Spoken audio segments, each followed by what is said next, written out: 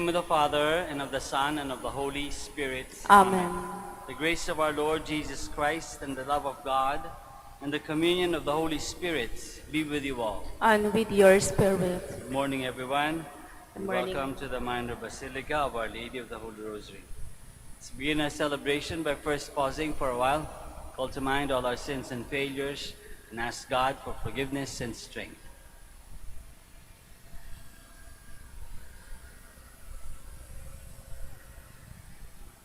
I confess to Almighty God and to you, my brothers and sisters, that I have greatly sinned in my thoughts and in my words, in what I have done and in what I have failed to do.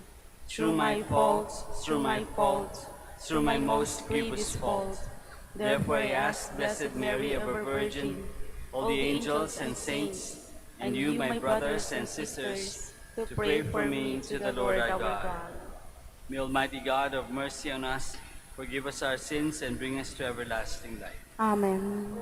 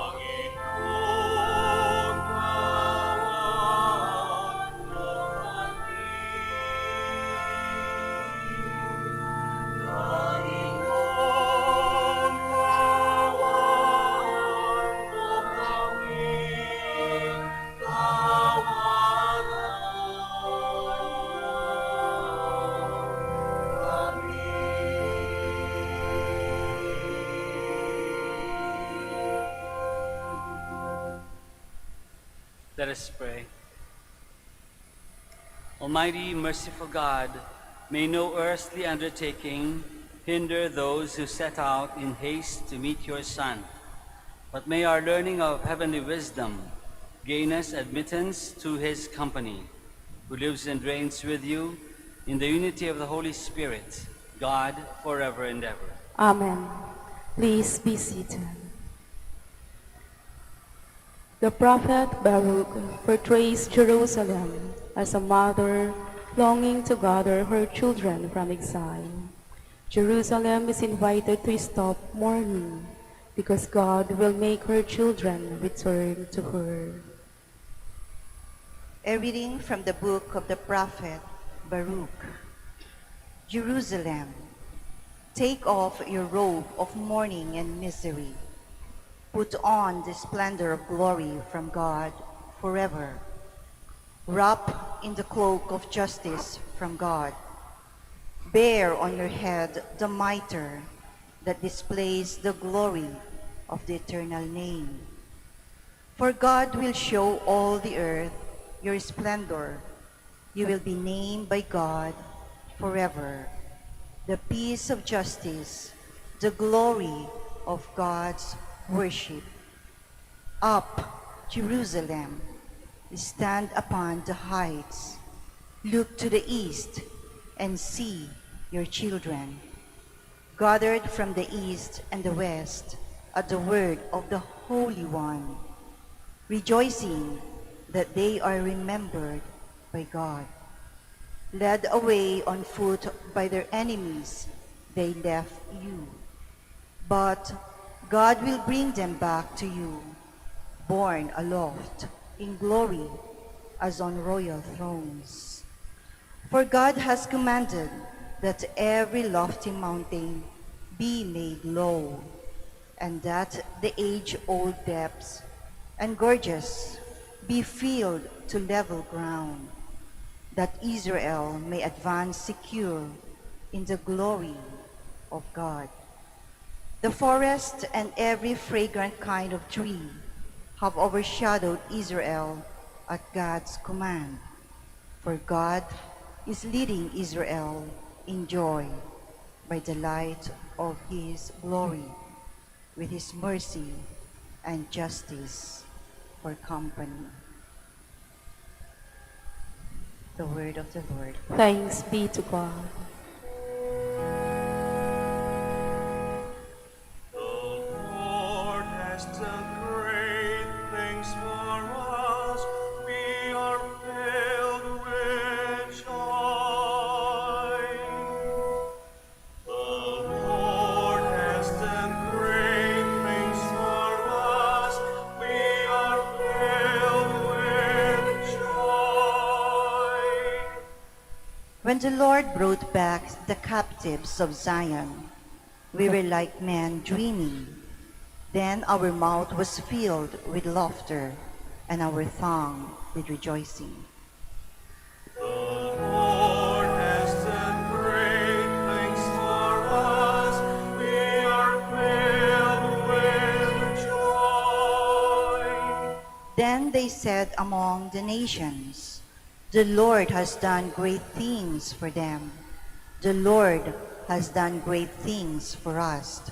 We are glad indeed." The Lord has done great things for us. We are filled with joy. Restore our fortunes, O Lord, like the torrents in the southern desert. Those who sow in tears shall reap rejoicing.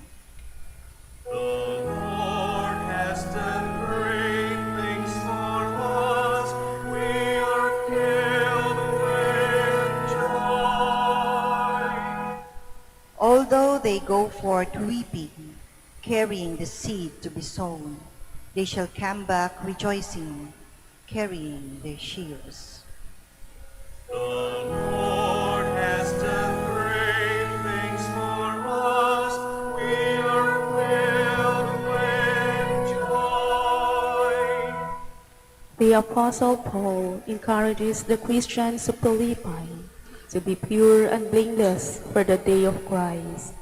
The Christian faith lived in joy and faithfulness is the best preparation for Christ's coming. A reading from the letter of St. Paul to the Philippians. Brothers and sisters, I pray always with joy in my every prayer for all of you, because of your partnership for the gospel from the first day until now. I am confident of this, that the one who began a good work in you will continue to complete it until the day of Christ Jesus. God is my witness, how I long for all of you with the affection of Christ Jesus, and this is my prayer, that your love may increase ever more and more in knowledge and every kind of perception, to discern what is of value, so that you may be pure and blameless for the day of Christ, filled with the fruit of righteousness that comes through Jesus Christ, for the glory and praise of God. The word of the Lord. Thanks be to God. Please hold still. Alleluia, alleluia. Prepare the way of the Lord. Make straight his paths. All flesh shall see the salvation of God.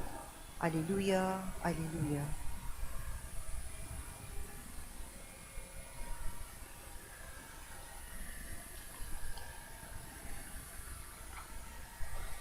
The Lord be with you. And with your spirit. A reading from the Holy Gospel according to Luke. Glory to you, O Lord.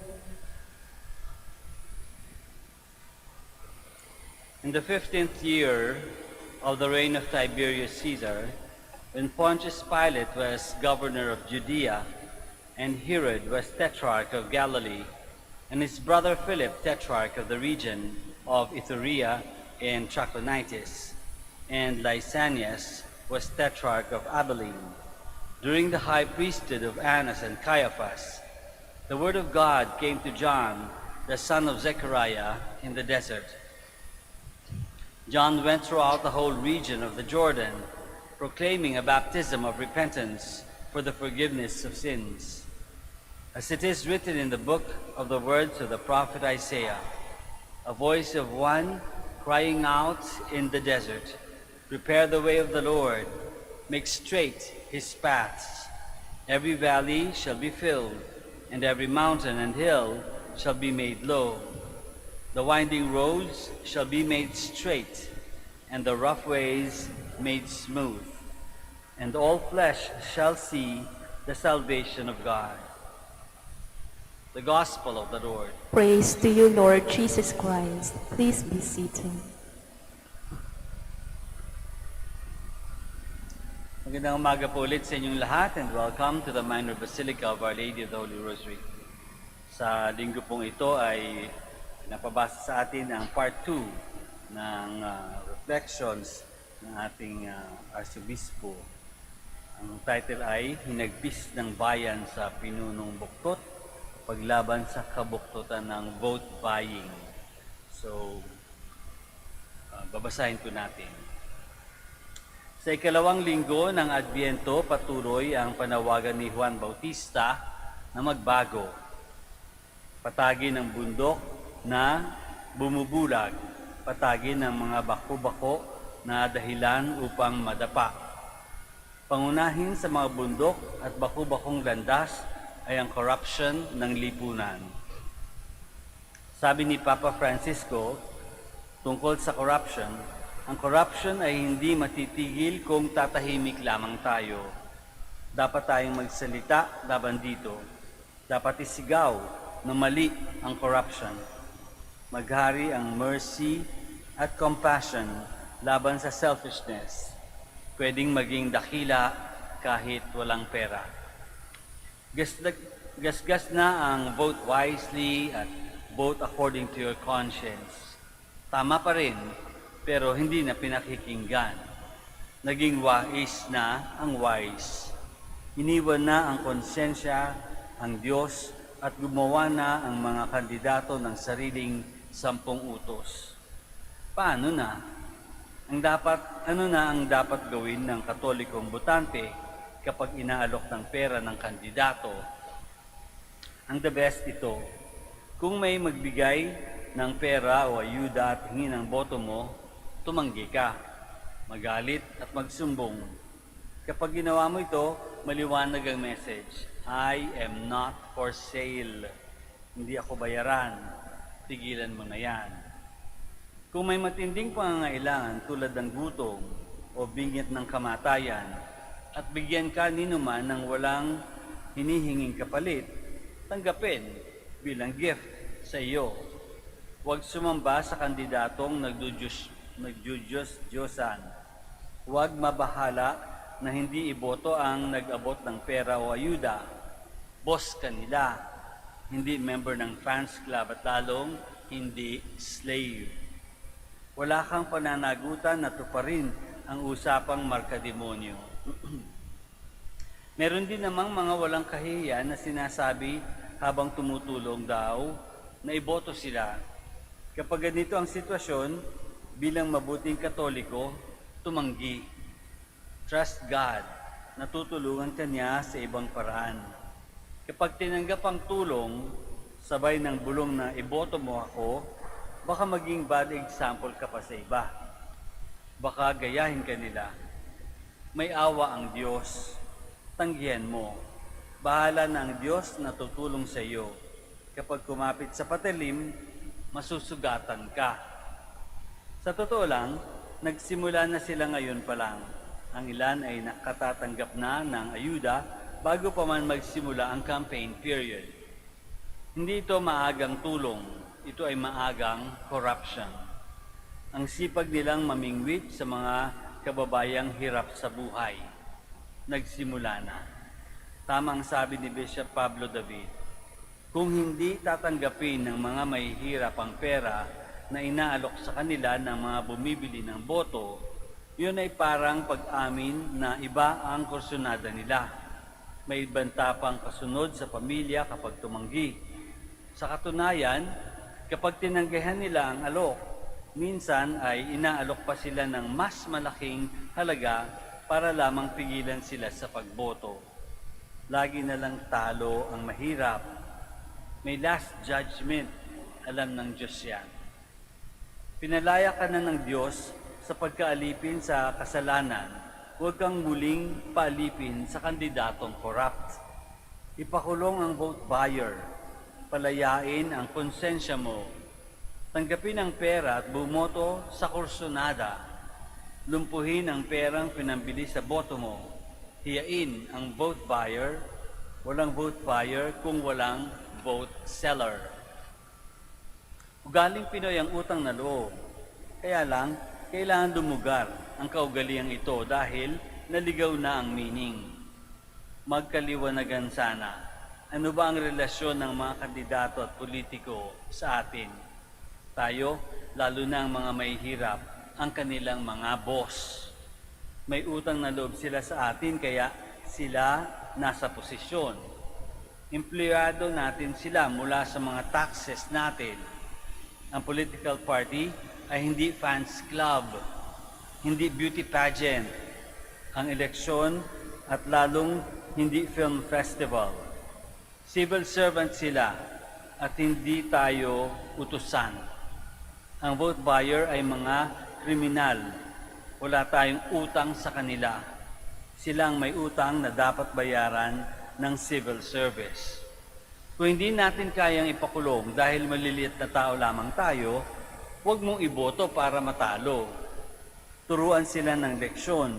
Pag natalo ang vote buyer, nakaganti ka na sa pangiinsulto nila sa iyo. Huwag matakot sa banta na malalaman kung sino ang binoto mo. Dahil sa computerized election, ikaw lamang ang nakakaalam ng boto mo. Dahil automated ang election, walang paraan upang malaman ng kung sino ang bumoto para kanino. Bawal gumawa ng kopya ng balota mo. Safe ang secret ballot mo sa computerized voting. Alam ng Diyos, nakikita ng Diyos, hindi natutulog ang Diyos. Kung may vote buyer, patulong kayo sa parish priest ninyo at sa legal assistance desk ng PPCRV. Isumbong, manindigan, be a proud Filipino kung may makulong na vote buyer dahil tumistigo ka. Kabayanihan yan. Pulbusin ang vote buying. Sa tulong ng Diyos at tapang ng loob, baguhin natin ang politika. Hindi naman tayo dating ganito. Lumala ang vote buying bawat eleksyon. Walang nahuhuli, walang nakukulong. Sa pagitan ng dalawang nag-uumpugang bato, dapat nating palayain ang mga dukha na pasangkrus ng vote buying. Kapag tumanggi, pagbabantaan. Kung bumoto, pagnanakawan. Talo na lang palagi ang mahirap. Magpalakas loob mula sa turo ni Pope Francis sa Fratelli Tutti. Ang politika ay isang bagay na mas marangal kaysa sa pagpapapapel, pambobola at survey spin. Ang dulot ng mga ito ay division, competition at siraan.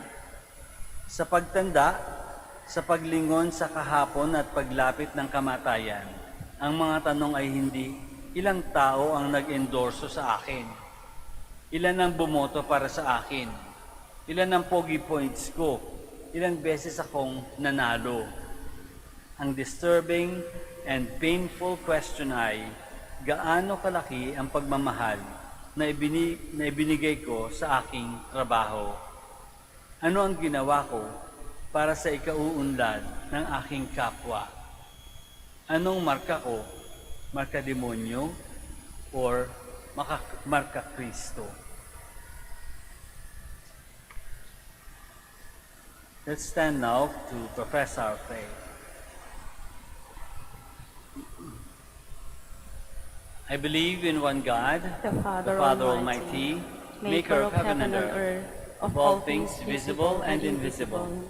I believe in one Lord Jesus Christ, the only begotten Son of God, born of the Father before all ages, God from God, light from light, true God from true God, begotten, not made, consubstantial with the Father. Through him all things were made. For us men and for our salvation, he came down from heaven, and by the Holy Spirit was incarnate of the Virgin Mary and became man. For our sake he was crucified under Pontius Pilate. He suffered death and was buried, and rose again on the third day in accordance with the Scriptures. He ascended into heaven and is seated at the right hand of the Father. He will come again in glory to judge the living and the dead, and his kingdom will have no end. I believe in the Holy Spirit, the giver of life, who proceeds from the Father and the Son, who with the Father and the Son is adored and glorified, who has spoken to the prophets. I believe in one holy, Catholic, and Apostolic Church. I confess one baptism for the forgiveness of sins, and I look forward to the resurrection of the dead and the life of the world to come. Amen.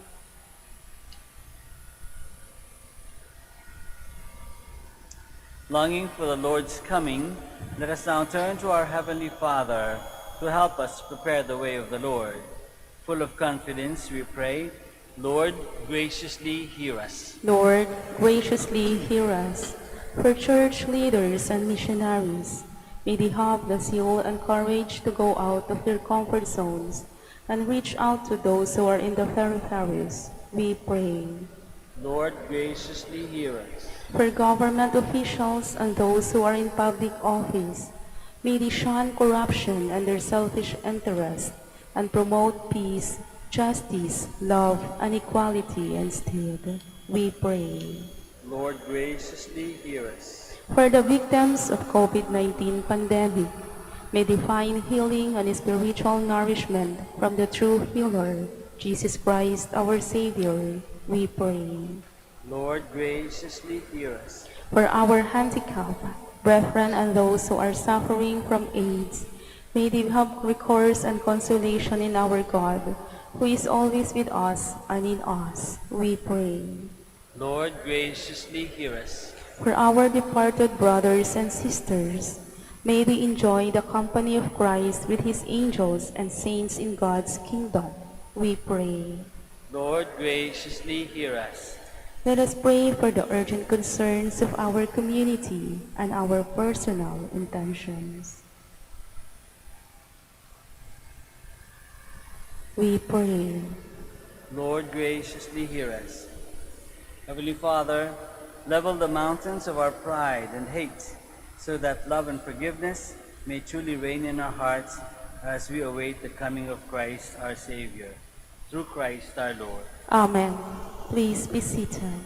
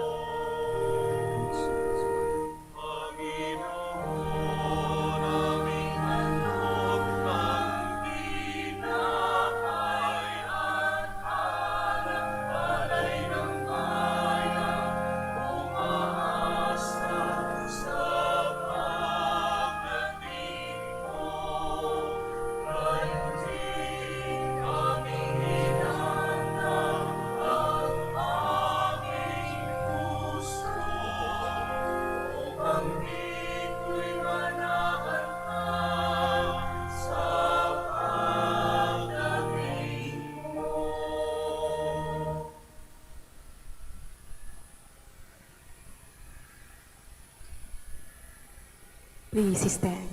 Pray, my dear friends, that our sacrifice may be acceptable to God, the Almighty Father. May the Lord accept the sacrifice at your hands for the praise and glory of his name, for our good and the good of all his holy church. Be pleased, O Lord, with our humble prayers and offerings, and since we have no merits to plead our cause, come, we pray, to our rescue with the protection of your mercy, through Christ our Lord. Amen.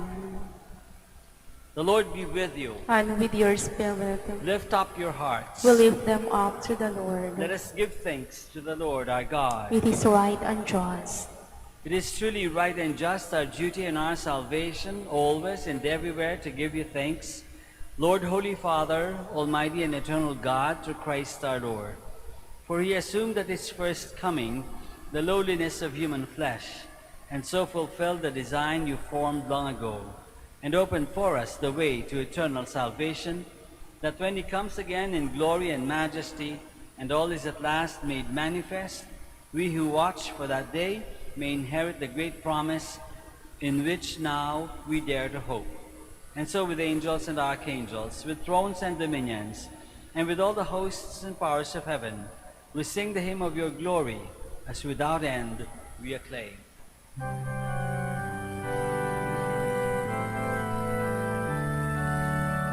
Santo, Santo, Santo, Panginoong Diyos ng mga hukbo, napupuno ang langit at lupa ng kadakilaan mo. Hosanna, Hosanna sa kaitaasan, sa kaitaasan.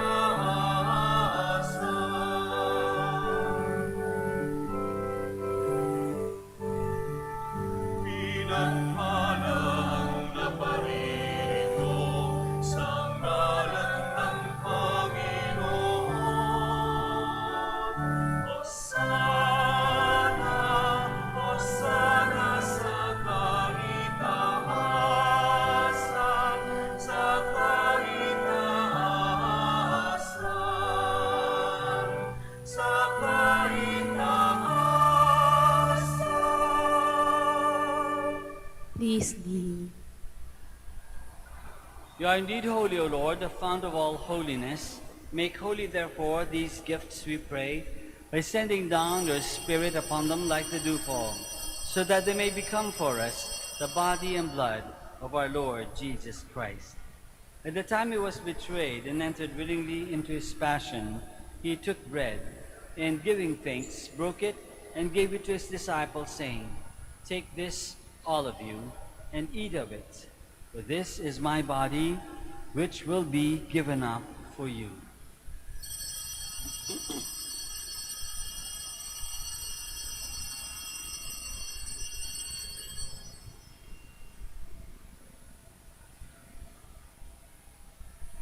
In a similar way, when supper was ended, he took the chalice, and once more, giving thanks, he gave it to his disciples, saying, "Take this, all of you, and drink from it, for this is the chalice of my blood, the blood of the new and eternal covenant, which will be poured out for you and for many, for the forgiveness of sins.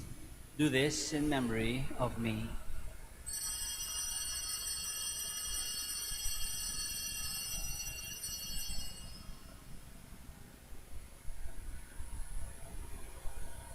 The mystery of faith. When we eat this bread and drink this cup, we proclaim your death, O Lord, until you come again.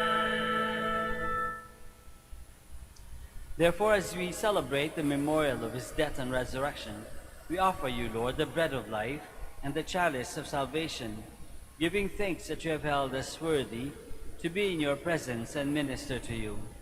Humbly we pray that partaking of the body and blood of Christ, we may be gathered into one by the Holy Spirit.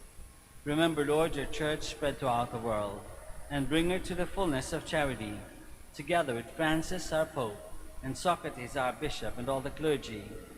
Remember also our brothers and sisters who have fallen asleep in the hope of the resurrection, and all who have died in your mercy. Welcome them into the light of your face.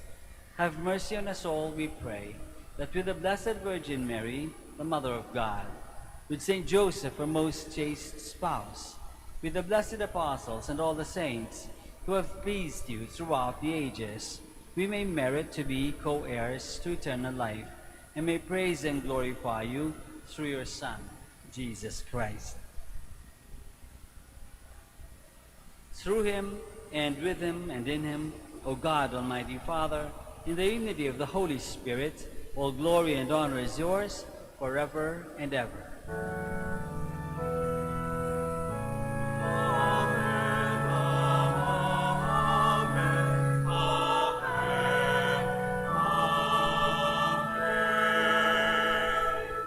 Please stand. Let us pray now to our Father in heaven, in the words that our Lord himself has taught us.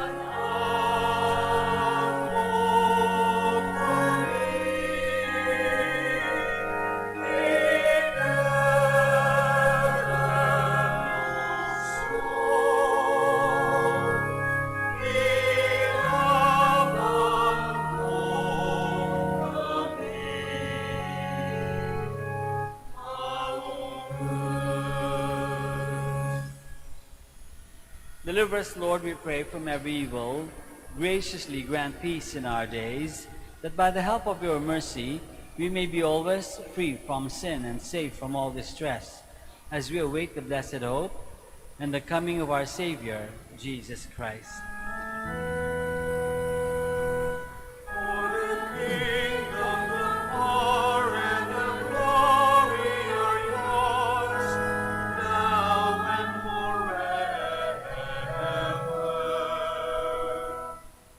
Lord Jesus Christ, who said to your apostles, "Peace I leave you, my peace I give you," look not on our sins, but on the faith of your church, and graciously grant her peace and unity in accordance with your will, who live and reign forever and ever. Amen. The peace of the Lord be with you always. And with your spirit. Let us offer each other the sign of peace.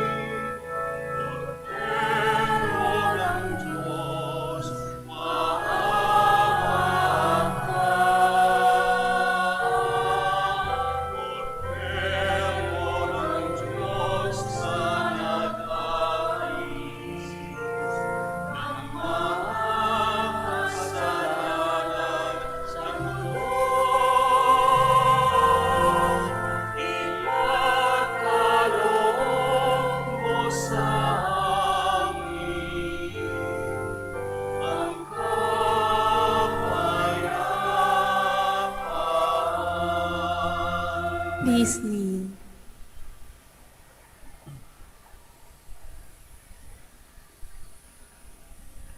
This is Jesus, the Lamb of God, who takes away the sins of the world. Happy are we who are called to this banquet. Lord, I am not worthy that you should enter under my roof, but only say the word and my soul shall be healed.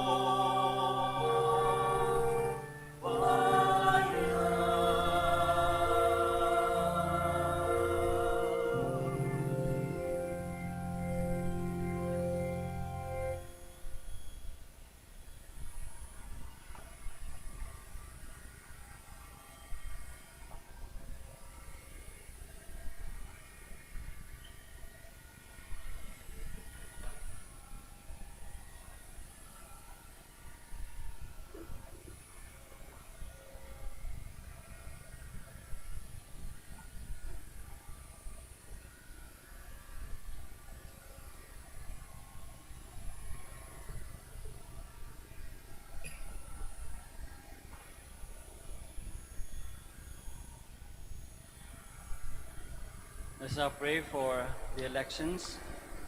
Please kneel. Let us pray that the forthcoming national and local elections may truly reflect the will of the Lord, who guides the destinies of nations. Let us pray together.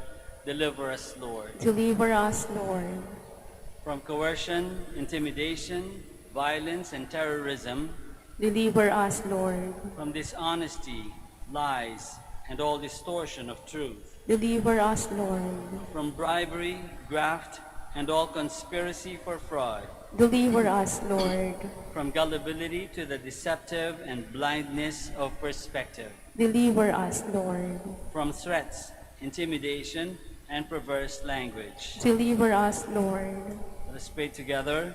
Hear us, Lord. hear us, Lord, That conscience may always be our ultimate norm, hear us, Lord, that the common good may always be our highest goal, hear us, Lord, that human dignity may be respected all the time, hear us, Lord, that the poor and the weak may always have the priority, hear us, Lord, that care for creation may never be ignored, hear us, Lord, that solidarity may guide the path of peace and development, hear us, Lord, that genuine fear of God and love of neighbors may guide those who seek public office. hear us, Lord.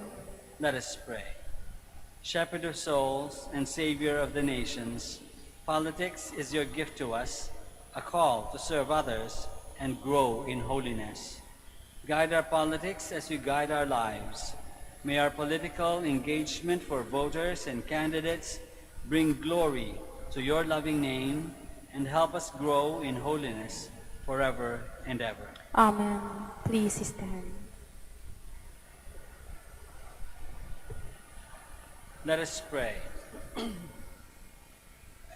Replenished by the food of spiritual nourishment, we humbly beseech you, O Lord, that through our partaking in this mystery, you may teach us to judge wisely the things of earth and to hold firm to the things of heaven, through Christ our Lord. Amen. Maraming salamat po sa inyong lahat sa pakikisa sa Santa Misa. Sana umpisa pa ngayon, huwag na natin tigilan ng pagdarasal para maging maayos ang ating eleksyon, matupad ang pulso ng bayan, at sana ay through the election ay maging mas umunlad ang ating bayan. The Lord be with you. And with your spirit. May Almighty God bless you all, the Father and the Son and the Holy Spirit. Amen. Mass is ended. We go in the peace and the love of Christ. Thanks be to God. We now pray for the sick and bless your religious articles. Our help is in the name of the Who Lord. made heaven and earth. God, our Almighty Father, by your blessing, you give us strength and support in our frailty. Turn with kindness toward our sick brothers and sisters. Free them from all illness and restore them to good health through the intercession of Our Lady of the Rosary of Manaoag, so that in the sure knowledge of your goodness, they will gratefully bless your holy name. We ask this through Christ our Lord. Amen. In memory of the mysteries of the life, death, and resurrection of our Lord Jesus Christ, and to the honor and glory of the Blessed Virgin Mary, Mother of Christ, Mother of the Church, Our Lady of the Rosary, may all these articles be blessed and those who use them made holy as they fulfill the will of God according to the example of the Blessed Mother, in the name of the Father and of the Son and of the Holy Spirit. Amen. Amen.